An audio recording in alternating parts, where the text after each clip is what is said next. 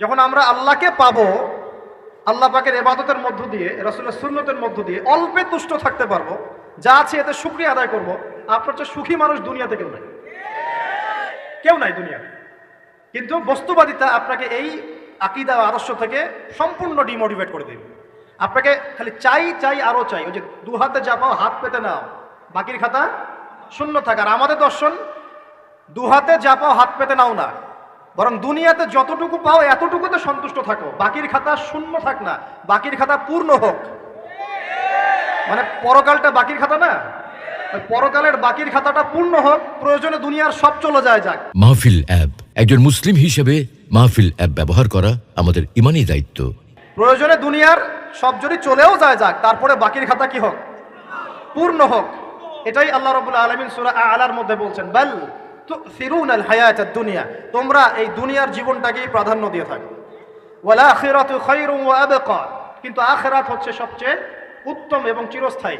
তো প্রিয় ভাই এবং বোনেরা যারা আলোচনা শুনছেন, আজকে আমাদের প্রথম সবক হওয়া উচিত দুনিয়ার নেশায় আমরা না পড়ি। আল্লাহ পাক আমাদেরকে তৌফিক দান। এর মানে এই না আমরা দুনিয়ার প্রোগ্রেসে যাব না, অবশ্যই যাব, আমরা অবশ্যই যাব। পুরো ন্যাশন জাতিগতভাবেই আমাদেরকে এই ওয়ার্ল্ডের সমকক্ষ তো হতে হবে, হবে কি না? আমরা কি ওয়ার্ল্ডের সমকক্ষ হতে পেরেছি? আপনাদের কি মনে হয় যে মিলস, ইন্ডাস্ট্রিজ, ফ্যাক্টরিজ, সেতু, ফ্লাইওভার এইগুলো করলেই মনে হয় যে ওয়ার্ল্ডের সমকক্ষ হওয়া যায়? প্রত্যেক জনগণ ভিতর থেকে সুখী কিনা, তাদের অন্ন, বস্ত্র, চিকিৎসা, শিক্ষা, বাসস্থান, এই যে মৌলিক চাহিদা, বেকারত্ব ঘোচানো, তিন বেলা খেয়ে পরে বাঁচা, জীবনের অধিকার, জীবনের অধিকার, সিকিউরিটি, এই জিনিসগুলো আমাদের নিশ্চিত হচ্ছে কিনা, এটা হচ্ছে আপনার উন্নতির মানদণ্ড। উন্নতির মানদণ্ড কি? আমরা এখন যেখানে আছি না, 1776 সালে অ্যাডাম স্মিথ তার চেয়ে আগের জায়গায় ছিল। 1776 সালে অ্যাডাম স্মিথ একটা বই লিখেছেন, তার নাম হচ্ছে যে দ্য ওয়েলথ অফ নেশন, এই কিভাবে একটা রাষ্ট্রের ওয়েলথ ফাংশন করে। ওই 1776 সালে তিনি যে চিন্তাগুলো করেছেন, এখন পর্যন্ত আমরা সেই চিন্তা বাস্তবায়ন করতে পারি নাই। 1776 সালের চিন্তা, কিন্তু ওই চিন্তা বাস্তবায়ন করেছে পশ্চিমারা। পশ্চিমা সভ্যতা যেটা আপনি দেখছেন দাঁড়িয়ে আছে, এই একটা বইয়ের উপর দাঁড়িয়ে আছে। যেমন একটা এক্সাম্পল দিই, আলোচনা কঠিন হয়ে যাবে, অন্যদিকে যাব। আমরা মনে করি যে অর্থনীতি আমরা নিয়ন্ত্রণ করব, ঠিক আছে, অর্থনীতির পুরো বিষয়গুলো আমরা নিয়ন্ত্রণ করে আমরা সমৃদ্ধি নিয়ে আসবো। আসলে বিষয়টা কি জানেন? অর্থনীতির নিজের একটা ফ্লো আছে, ও নিজেই নিজেকে নিয়ন্ত্রণ করে, এবং তার উপর একটা ইনভিজিবল হ্যান্ড থাকে, অদৃশ্য হাত, যেটা আমরা বলি আল্লাহ রাব্বুল আলামিন।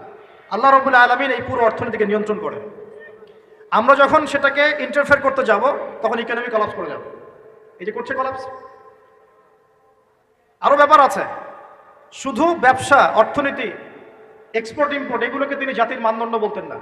তিনি বলতেন যতক্ষণ পর্যন্ত জাতির প্রত্যেক ব্যক্তির মধ্যে এথিক্স না আসবে, নীতি যতক্ষণ পর্যন্ত না আসবে, আপনি করাপশন থামাতে পারবেন না। তাই হয়েছে না? শুধু ব্যবসা না, আদর্শ কতটুকু আছে? এই যে আপনি দেখছেন বিভিন্ন জায়গায় ভেজাল খাবার খাওয়াচ্ছে, ওদের কি টাকার অভাব আছে? ওদের টাকার কিন্তু অভাব নাই। নেম ফ্রেমের কোনো ঘাটতি আছে? এস্টাবলিশড বিজনেস, তাহলে কেন আপনাকে ভেজাল খাওয়াবে? কারণ তার মধ্যে এথিক্স নাই, নীতি নাই। এই জন্য জাতির প্রত্যেক সদস্যকে, মানে প্রত্যেক জনগণের প্রত্যেককেই আগে নীতিগত শিক্ষা দেওয়া উচিত। আর এই কাজটাই করে ইসলাম, বলে সুবহানাল্লাহ। এই এথিক্স এবং নীতি শেখায় কে? ইসলাম। ইসলামের চেয়ে সার্বজনীনভাবে এবং যুগোপযোগীভাবে কেউ এথিক্স শেখাতে পারবে না। কাগজে কলমে অনেকে অনেক কথা বলতে পারে, প্র্যাকটিক্যালি শেখাবে কে? ইসলাম। এখন বলতে পারেন তাহলে মুসলিমদের মধ্যে দুর্নীতি কেন, মুসলিমদের মধ্যে কেন এই সমস্যাগুলো হয়? উত্তর একটাই, ওই যে স্যার বলে গেলেন, আমি বিভিন্ন ওয়াজে যে এক এক জায়গায় এক এক কথা বলে। উত্তরটা কি? উত্তরটা হচ্ছে যে কোরআন এবং সুন্নাহর সঠিক যে শিক্ষাটা আছে, এই শিক্ষাটা আমরা অনেকেই বাস্তবায়ন করতে পারছি না। এটা আমাদের ব্যর্থতা। এটা কাদের ব্যর্থতা? এটা আমাদের ব্যর্থতা। এখানে আমাদের ব্যক্তি স্বার্থ থাকতে পারে, এখানে আমার জ্ঞানের স্বল্পতা থাকতে পারে, আমার ভিতরে অহংকার থাকতে পারে, বা আমি অল্প শিক্ষিত হতে পারি, এবং এমন হতে পারে আমার জ্ঞানটা যুগোপযোগী না। ইসলামিক জ্ঞান আমার মধ্যে আছে, কিন্তু কিভাবে এই জ্ঞান দিয়ে ওয়ার্ল্ডকে ডিল করবো, এই জ্ঞানটা আমার মধ্যে নাই। এই কারণে আমরা হয়তোবা ইসলাম, কোরআন সুন্নাহ হাতে থাকার পরেও এই সমস্যাগুলো ফেস করছি। প্রথম সমস্যা হচ্ছে বস্তুবাদিতা। আল্লাহর আখিরাতে কতটুকু দাম আছে দুনিয়ার? আল্লাহ পাক বলছেন একটা মাছির পাখার সমানও না। একটা মাছির পাখার কি দাম আছে আপনার কাছে? আল্লাহ পাক বলছেন পুরো দুনিয়ার দাম আমার কাছে যদি একটা মাছির পাখার সমান হতো, তাহলে এই দুনিয়াতে কোনো কাফের মুশরিক পানি পান করতে পারতো না। তার মানে এই দুনিয়াতে যা করো করো, আমার তো কোনো দামই নাই দুনিয়া, কালকেই তো আমি দুনিয়া ধ্বংস করব। আর ওই যে দুই জাতির কথা বললাম, জিন এবং মানব জাতি, আপনারা সূরা আর রহমান পড়বেন। রহমান নামটা অনেক ব্যাপক, দয়াময়ের নাম, তার মানে আল্লাহ পাক মার্সিফুল, মোস্ট মার্সিফুল। কিন্তু এই সূরা আর রহমানেই একটা ভয়ঙ্কর আয়াত আছে, কি সানাফরুগু লাকুম আইয়ুহাস সাকলান, হে মানুষ এবং জিন, হে মানুষ এবং জিন, শীঘ্রই আমি তোমাদের দুইটা জাতিকে ডিল করার জন্য ফারেক হচ্ছি, অপেক্ষা করতে থাকো। মানে আল্লাহ পাক কুল্লা ইয়াউমিন হুয়া ফি শাআন, মানে আল্লাহ পাক কি করেন, সব সময় তার কাজে ব্যস্ত আছেন। মহাবিশ্বের তো গ্রহ নক্ষত্র গ্যালাক্সির অভাব নাই, মাখলুকের কোনো অভাব নাই। আল্লাহ পাক প্রত্যেকটা মুহূর্তেই তার কাজে ব্যস্ত আছেন, তার কাজে শানে ব্যস্ত আছেন। কিন্তু এই ব্যস্ততা থেকে ফারেক হবেন কাদের জন্য? মানুষ আর জিনের জন্য। সুবহানাল্লাহ, মানুষ আর জিনের জন্য। আল্লাহ পাক বলেন সানাফরুগু লাকুম আইয়ুহাস সাকলান, দাঁড়াও, দুনিয়ার মধ্যে এইসব করে বেড়াচ্ছ, তোমাদের দুই জাতির জন্য আমি অচিরেই ফারেক হব ইনশাআল্লাহ। ওইটাই হলো কিয়ামতের দিন। যদি ওই দিনটা আমরা মাথায় রেখে চলি, ইনশাআল্লাহ আমরা কেউ বস্তুবাদী হব না ইনশাআল্লাহ। আল্লাহ পাক আমাদের সবাইকে দুনিয়া মুসাফিরের মতো থাকার তৌফিক দান করুন। আমরা উন্নতি করব, অবশ্যই অগ্রগতি করব, আমরা সবকিছুই করব, কিন্তু দুনিয়ার পূজায় ডুবে যাব না। এটা একটা বড় চ্যালেঞ্জ। মানে মধ্যমপন্থী থাকতে হবে, না একদম গোলালু মার্কা আর না চরমপন্থী, মাঝামাঝি থাকার চেষ্টা করতে হবে। আল্লাহ তৌফিক দান করুন।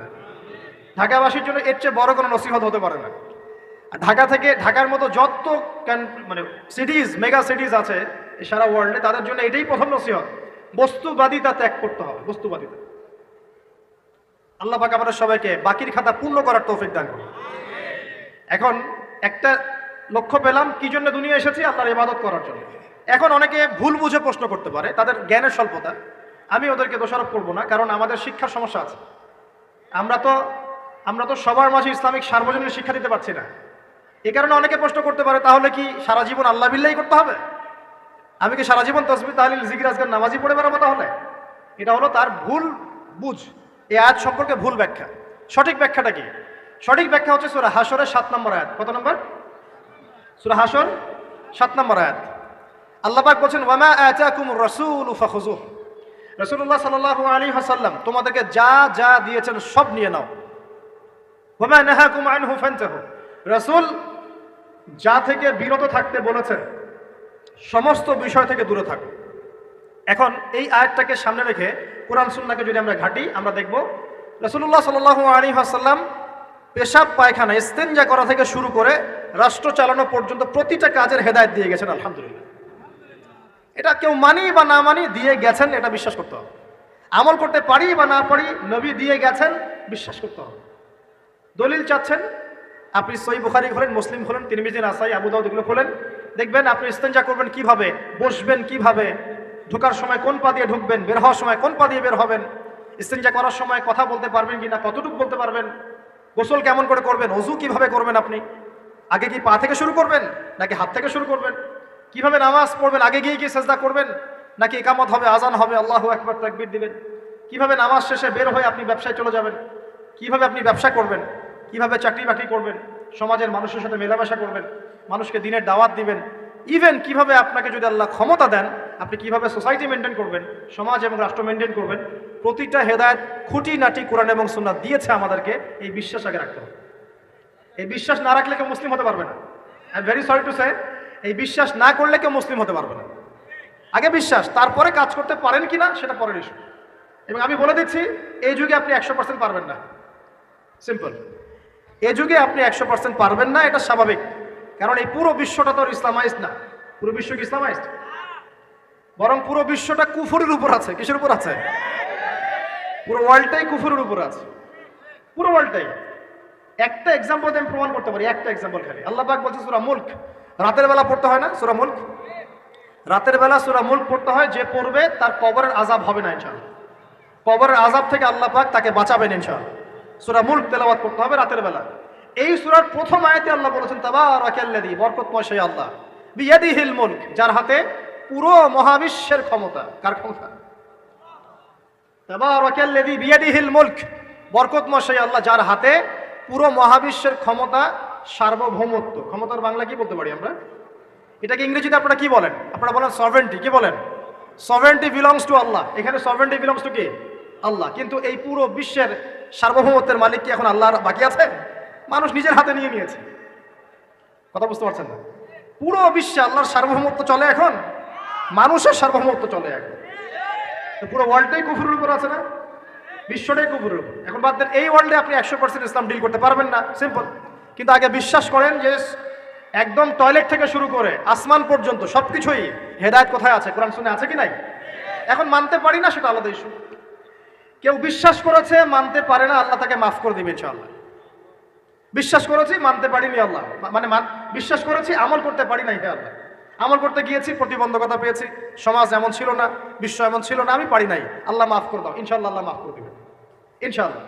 আল্লাহ পাক বলেছেন কারো আমল নামায় যদি শিরকের পাপ না থাকে, যে কোনো গুনাহ আল্লাহ যাকে ইচ্ছা মাফ করে দিবেন। আমল নামায় খালি শিরকের পাপ রাখা যাবে না, যে কোনো গুনাহ আল্লাহ যাকে ইচ্ছা মাফ করতে পারেন। বুঝাচ্ছি, মনে করেন একজন জেনা করেছেন, আল্লাহ মাফ করুন। ওই জেনাকার ব্যক্তি যদি বিনা তওবাতেও মারা যায়, তওবা করে নাই, বিনা তওবাতেও মারা যায়, কাল কিয়ামতের মাঠে আল্লাহ পাক তাকেও মাফ করতে পারেন। আল্লাহু আকবার। কিন্তু একজন ব্যক্তি শিরক করেছে, তওবা না করে মারা গেছে, আল্লাহ তাকে মাফ করবেন। এখন শিরকের পাপ ছাড়া যে কোনো পাপ আল্লাহ মাফ করবেন ইনশাআল্লাহ। সো আগে আকীদা পোষণ করি যে হ্যাঁ, কোরআন সুন্নাহয় সবকিছুর সমাধান আছে আলহামদুলিল্লাহ। এখন আমি আমল করতে গিয়ে হয়তো পারছি না। এখন আমার বিশ্বাস চলমান বিশ্বের সাথে সাংঘর্ষিক হচ্ছে, এবং এই বিশ্বাসকে দমিয়ে দেওয়ার জন্য কি করা হচ্ছে? এই বস্তুবাদিতার মতো আদর্শগুলো আপনার সামনে তোলা হচ্ছে। এখানে উত্তরটা কি? এখানে উত্তরটা হচ্ছে, দেখুন, ইবাদত মানে শুধুমাত্র নামাজ, রোজা, হজ, যাকাত নয়। ইবাদত মানে শুধুমাত্র নামাজ, রোজা, হজ, যাকাত নয়, বরং আমার জীবনের প্রতিটা সেক্টরই ইবাদত বলে কাউন্ট হবে যদি আমি সেই কাজটাকে নবীর সুন্নাত অনুযায়ী করতে পারি।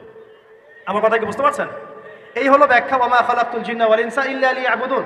আমি জিন আর মানুষকে শুধু আমার ইবাদত করার জন্যই সৃষ্টি করেছি। আপনার ইস্তেনজা করাটা ইবাদত। সুবহানাল্লাহ। আমার ইস্তেনজা করা কার প্রয়োজন? আমার না ইসলামের, না আল্লাহ পাকের? নাউজুবিল্লাহ। ইস্তেনজা কার জন্য করি? আমার প্রয়োজন। আমাকে এখন ইস্তেনজা করতে হবে, কষ্ট দিচ্ছে আমাকে। খাবার খাবেন, কার জন্য খাচ্ছেন? আমার জন্য নয় কি? আমার জন্যে। আপনি ব্যবসা করছেন, কার জন্যে? আমার জন্য, আমার স্ত্রী সন্তান, আমার পরিবারের জন্য। আপনি সমাজ চালাচ্ছেন কার জন্য? আপনার জনগণের জন্য। এখানে স্বার্থ কার? মানুষের না আল্লাহ? আমার স্বার্থে আমি এই সব কাজগুলো করব, নবীর সুন্নাহ অনুযায়ী করব, তাহলে দুনিয়াবি কাজগুলোতেও আল্লাহ পাক নেকি দিয়ে দিবেন ইনশাআল্লাহ। কেমন দুনিয়াবি কাজ? স্ত্রী সহবাস করা, স্ত্রীর সাথে ভালোবাসা, প্রণয় বিনিময় করা। আপনি স্ত্রীর দিকে তাকিয়েছেন, নেকি হয়েছে। স্ত্রীর হাতটা ধরেছেন, নেকি হয়েছে। স্ত্রীকে আদর করেছেন, নেকি হয়েছে। তার মুখের মধ্যে ভাত তুলে দিয়েছেন, নেকি হয়েছে। আপনার ছেলেকে আদর করে কোলে নিয়েছেন, নেকি হয়েছে। মা ছেলেকে দুধ পান করাচ্ছে, নেকি হচ্ছে। আপনি ভাইকে 5টা টাকা দিয়ে সহযোগিতা করলেন, নেকি হচ্ছে। একজন এসে বসতে পারছে না, জায়গা ছেড়ে দিলেন, নেকি হচ্ছে। ইভেন রাস্তায় হাঁটছেন, এক মুসলিম ভাইয়ের সাথে সাক্ষাৎ হলো, সালাম দিলেন, মুচকি হাসি দিলেন, নেকি হয়ে গেল। তাহলে আমরা কিভাবে বলতে পারি যে ইসলাম কি শুধু নামাজ, রোজা, হজ, জাকাতেই স্বীকৃতি দেয়? এগুলো করতেই দুনিয়াতে আসছি, নাকি সব কাজই ইবাদত? আমার আলোচনা কি কঠিন হয়ে যাচ্ছে? আমাদের জীবনের প্রতিটা কাজই ইবাদত, যদি সেটা রাসূল সাল্লাল্লাহু আলাইহি ওয়াসাল্লামের সুন্নাহ মতো করা হয়। 3টা জিনিস খেয়াল রাখতে হবে। কয়টা জিনিস ভাই? এক, সেই ইবাদত হতে হবে আল্লাহর সন্তুষ্টির জন্য। এই যে আমি স্ত্রীর মুখে ভাত তুলে দিচ্ছি, তার কাছ থেকে কিছু পাওয়ার আশায় নয়, আমি দিচ্ছি আল্লাহর সন্তুষ্টির জন্য। আমি যে একজন মুসলিম ভাইকে হাসি মুখে সাক্ষাৎ করলাম, ও আমাকে ভালো বলবে, পরে আমাকে হেল্প করবে, এমন এই জন্য নয়, আল্লাহ পাক সন্তুষ্ট হবেন তাই। আমি নামাজে দাঁড়িয়েছি, লোকে আমাকে ভালো বলবে, এই জন্য দাঁড়াই নাই। দাঁড়িয়েছি কেন? যাতে আল্লাহ আমাকে কাল কিয়ামতের মাঠে বাঁচান। আমি দাড়ি ছেড়ে দিয়েছি কেন? মানুষ আমাকে হুজুর বলবে তাই, এই জন্য নয়, বরং আল্লাহর রাসূলের সুন্নাত জীবিত করেছি, ইনশাআল্লাহ আমি 50 জন শহীদ সাহাবীর নেকি পাবো ইনশাআল্লাহ। কেন আমি টাকনুর নিচে কাপড় পরছি না? কারণ কি মানুষ আমাকে বলবে নতুন ফ্যাশন? না, আমি এই কারণে পড়ছি যাতে রাসূল সাল্লাল্লাহু আলাইহি ওয়াসাল্লাম কাল কিয়ামতের মাঠে এই সুন্নাহর উপর আমল করার জন্য আমার পক্ষে সুপারিশ করেন। আমার ইবাদত, আমার পর্দা, আমার পরিবার, আমার ব্যবসা, আমার অর্থনীতি, আমার পলিটিক্স সবকিছু আল্লাহর জন্য করব। এই একটা হলো মূলনীতি ইবাদত কবুল হওয়ার। 1, 2, সেই আমলটা হতে হবে রাসূলের সুন্নাহ মোতাবেক, অন্য কোনো পদ্ধতিতে নয়। মনে করেন আমি একজন খুব বড় বুজুর্গ হয়ে গেছি, নাউজুবিল্লাহ, না আমরা এত বড় বুজুর্গ হয়ে যাই নাই, যে টাইটেলগুলো আপনারা দেন এগুলোর কোনো প্রয়োজনও নাই। এখন একজন বড় বুজুর্গ এসে যদি আপনাকে কোনো ইবাদতের পদ্ধতি শিখিয়ে দেয় যে এই পদ্ধতিতে ইবাদত করো অনেক ভালো হবে, কিন্তু ওই পদ্ধতির সাথে রাসূলের এবং সাহাবীদের পদ্ধতির কোনো মিল নাই, মুখরোচক মনে হলেও, দেখতে সুন্দর মনে হলেও এবং অনেক মানুষ তা করছে এরকম দলিল থাকলেও সেই কাজটা করা যাবে না। কারণ কি? কারণ সেই কাজটা রাসূল সাল্লাল্লাহু আলাইহি ওয়াসাল্লামের সুন্নাহ মাফিক হয়নি। আল্লাহ রাসূল করেন নাই, সাহাবীরা করেন নাই, বাস আমি করব না, সিম্পল। ইমামরাও করেন নাই, পরবর্তী জেনারেশনে কেউই করেন নাই। এখন যত ভালো টাটকা মজা লাগুক, দেখতে সুন্দর লাগুক, বহু মানুষ করছে, এইসব দলিলে ইসলাম টিকবে না। আল্লাহ পাক বোঝার তৌফিক দান করুন। 1 নম্বর শর্ত আল্লাহর সন্তুষ্টির জন্য হতে হবে। 2 নম্বর রাসূলের পদ্ধতিতে হতে হবে। 3 নম্বর খুব ডিফিকাল্ট, 3 নম্বরটা বেশি ডিফিকাল্ট। প্রথম 2টা পার হয়ে গেলেও 3 নম্বরে গিয়ে আমরা আটকে যাচ্ছি। আর কি বলবো, রাগটা করবেন না তো। 3 নম্বর হচ্ছে রিজিক হালাল হতে হবে। রিজিক হালাল হতে হবে। পশ্চিমার আদলে গড়া এই পুরো বিশ্বের বেশিরভাগ মানুষের রিজিক এখন হারাম। কেন হারাম? কারণ কোনো না কোনোভাবে আমরা সুদের সাথে সম্পৃক্ত হয়ে যাচ্ছি, কোনো না কোনোভাবে। আর নবীজি অনেক আগেই বলেছিলেন, 1400 বছর আগে, যে একটা জামানা তোমাদের সামনে আসবে, যে মানুষ সুদ খেতে চাইবে না তার গায়েও সুদের ছিটাফোঁটা গিয়ে লাগছে কিনা? এখন আপনি খেতে চাইবেন না, আপনাকে মেসেজ পাঠিয়ে দেওয়া হবে আপনার অ্যাকাউন্টে এত টাকায় যোগ হয়েছে। কি করবেন এখন? টাকাটা আপনি সুদের টাকা। সুদের টাকা মানে কি? 1 দিরহাম যে ব্যক্তি সুদ খেয়েছে সে যেন 36টা মেয়ের সাথে জেনার পাপ করেছে। সহিহ বুখারী হাদিস, একদম অকাট্য, সহিহ, সনদ সহিহ, এমন না জয়ীফ জাল, এমন নয়। 1 দিরহাম যে ব্যক্তি সুদ খেয়েছে সে যেন 36 বার জেনা করলো, নবী সাল্লাল্লাহু আলাইহি ওয়াসাল্লাম বলেছেন। আর এই হাদিস তো আপনারা জানেন যে সুদের পাপের 73টা শাখা আছে। নিচের শাখা হচ্ছে মায়ের সাথে জেনা করা, মাকে বিয়ে করা, আর উপরের শাখা হচ্ছে আল্লাহ এবং তার রাসূলের সাথে যুদ্ধ করা। এগুলো অবলীলায় করছি আমরা। আর নবীজি বলছেন 4 শ্রেণীকে আমি অভিশাপ দিয়ে গেলাম। আল্লাহর নবী অভিশাপ দিয়ে গেলেন মানে সে জাহান্নামে যাবে, কোনো অবস্থাতেই জান্নাতে যাবে না।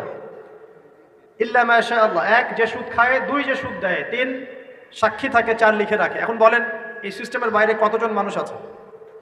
এর বাইরে আবার আছে যাকাত না দেয়া, সম্পদ হারাম হয়ে যাচ্ছে।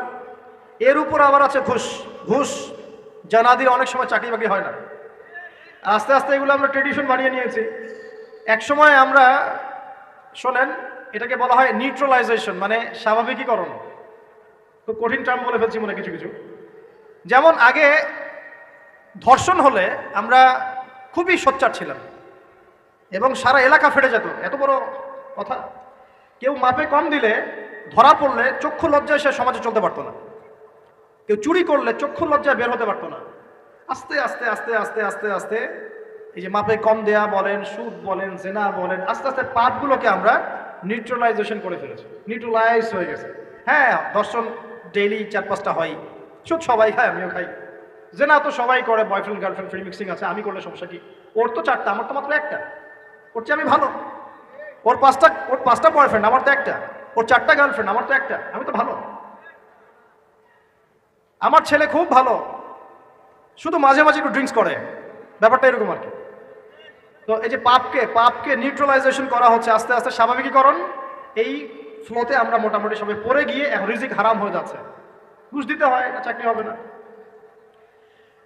আবার দেখেন, জাকাত না দেওয়ার মধ্য দিয়ে রিজিক হারাম করে ফেলছি, সুদ খাওয়ার মধ্য দিয়ে করছি, ঘুষ নেওয়ার মধ্য দিয়ে করছি, কোনো কোনো ক্ষেত্রে করাপশন, অন্যের সম্পদ আত্মসাতের মধ্য দিয়ে করছি।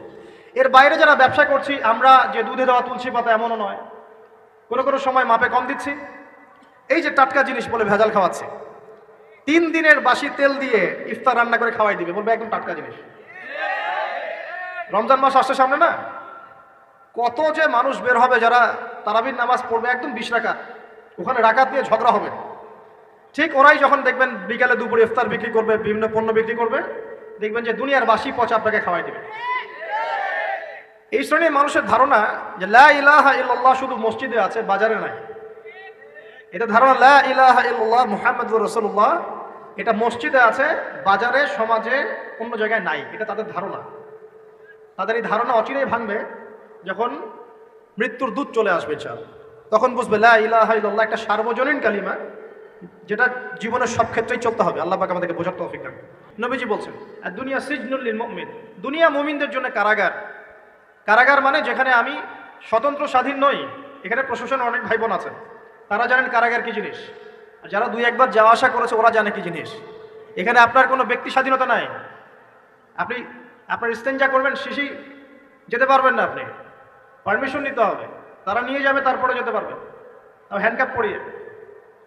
দুনিয়া সিজনুল লিল মুমিন, দুনিয়া মুমিনদের কারাগার। এখানে আপনি খেতে পারবেন না, খাবার আসবে তারপর খাবেন। ঘুমাতে পারবেন না, যখন ঘুমানোর আদেশ দিবে তখন ঘুমাতে পারবেন। তাও কতক্ষণ ঘুমাবেন তাও ফিক্স করা।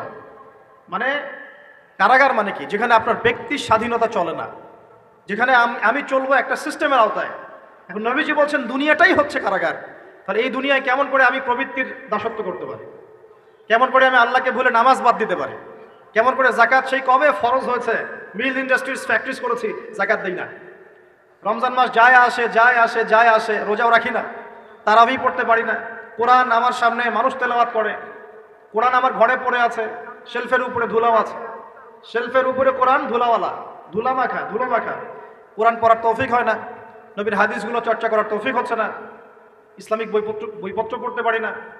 এই কারাগারের জীবনে বসি আমি একটা মেয়ের পিছনে দৌড়াচ্ছি, মাদক খাচ্ছি, জেনা করছি, কোনো সময় ধর্ষণ করছি, কোনো সময় সুদ খাচ্ছি, ঘুষ খাচ্ছি, দুর্নীতি করছি, এই কারাগারের জীবনে বসে, যেখানে আমার কোনো ব্যক্তি স্বাধীনতা নাই।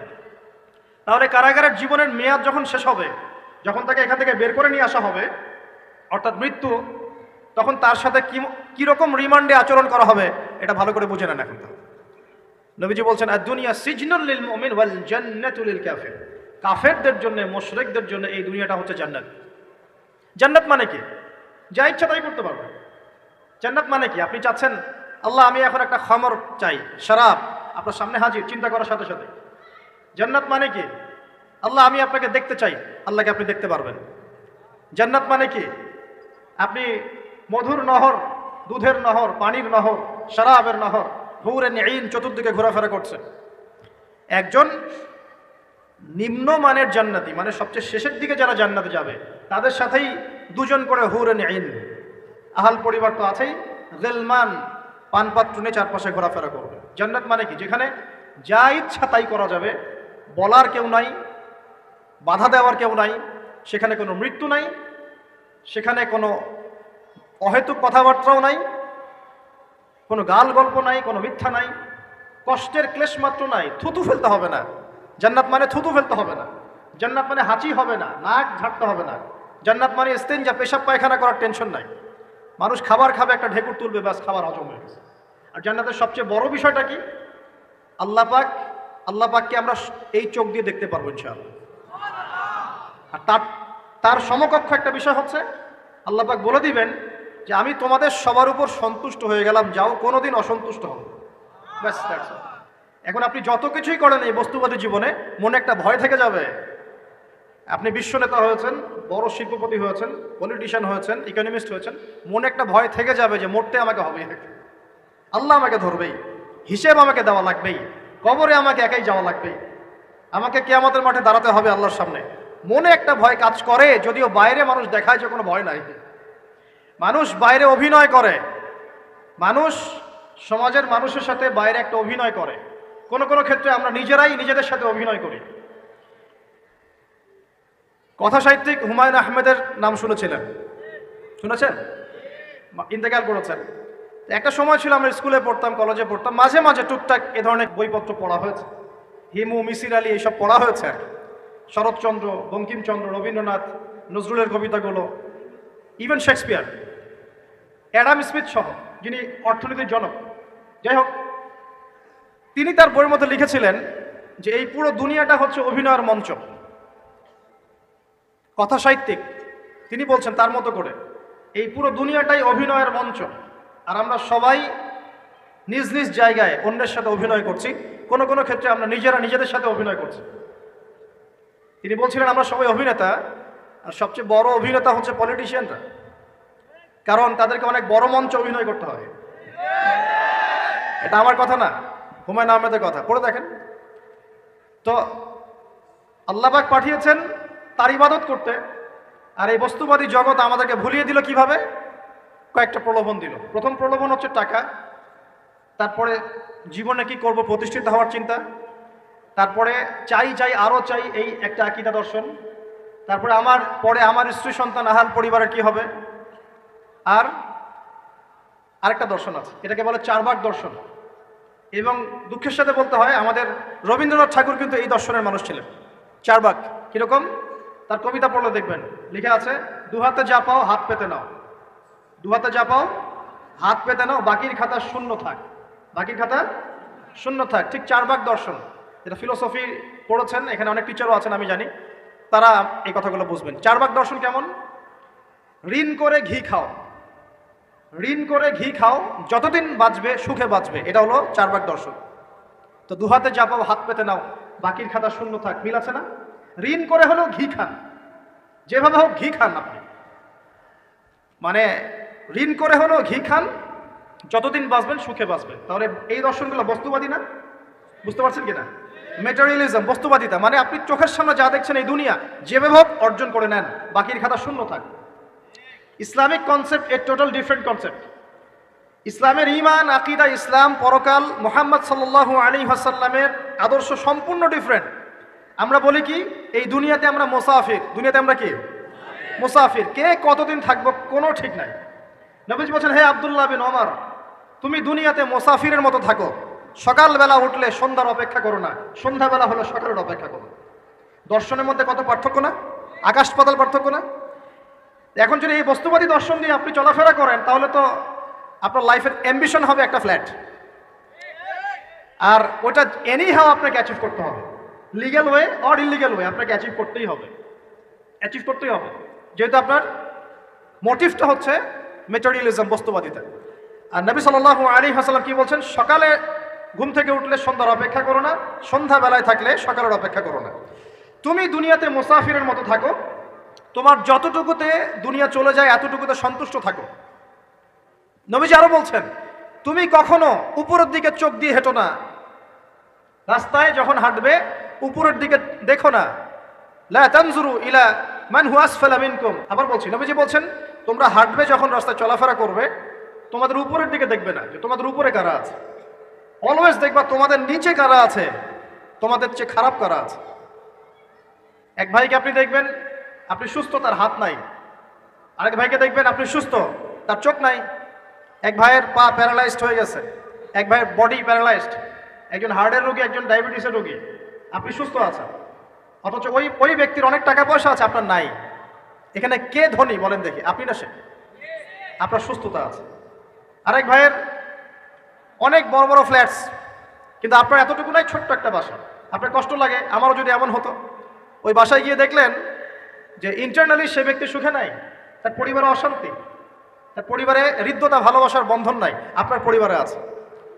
একটা রিক্সাওয়ালা সারাদিন রিক্সা চালিয়ে 500-1000 টাকা আর্ন করে বাসায় চলে গেল, গিয়ে বাসা আলু ভর্তা, ডিম ভাজা, ডাল দিয়ে ভাত খাচ্ছে, সুখে আছে, দিব্যি বউয়ের সাথে গল্প করছে, চাঁদ দেখছে। আর সেই তো কবে আপনি ওয়াইফ কিনে চাঁদ দেখেছেন ঠিক নাই, আপনি টাকা অর্জন করার নেশায় বছরের পর বছর স্ত্রী থেকে দূরে আছে, দেখারই সৌভাগ্য হয় না।